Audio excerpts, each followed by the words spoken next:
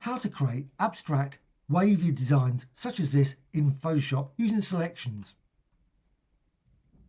Now I'm using a gradient, but you could use an image.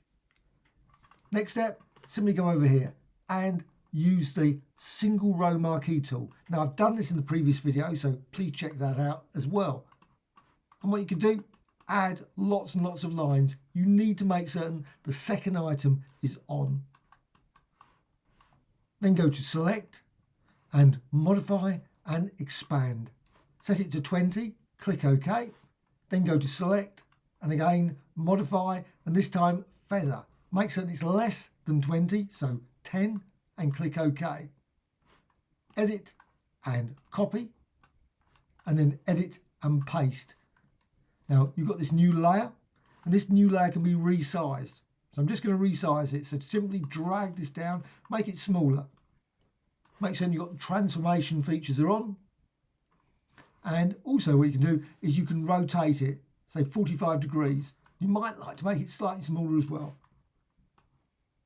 Now, depending on the size of the document, how big all the lines are, the results, of course, will be very different. This is 2,600 odd by about 1,800. So once you've got this, what you can do, you can go to Filter, and you can go to Distort, and you go down here, and you've got Wave.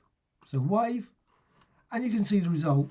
Now, of course, depending on the angle, the result will be different. I've got a number of generators I've set to 1. Also the wavelength, again, just will vary it. You can just vary it, maybe go with 70 and 433. Amplitude, 136, 649. But again, it depends on your document. And the other sign, and repeat edge pixels. Click OK. And you've got this design. What you can then do is you can go down here to layers. It's simply a layer. So go to effects, bevel and emboss, and now you can see you've got this bevel design. Again, emboss setting for the bevel and emboss, smooth, depth 251, you can of course vary it.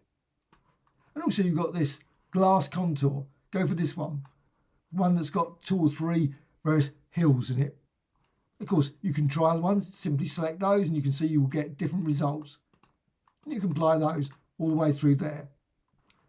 So once you've done that, simply set all these other things like angle. You can change that. Of course, you can vary it. And the result, again, will be different. So it's virtually impossible to get exactly the same as this. Then click OK. And you've got that design. But what you can also do is still just a layer.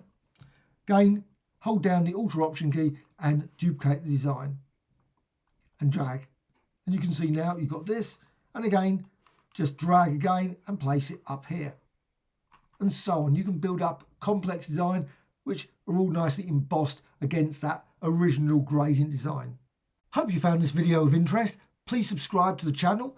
Also, if you've got any comments, please leave some comments. Always great to hear from you. A dislike or like, also great. Thank you much.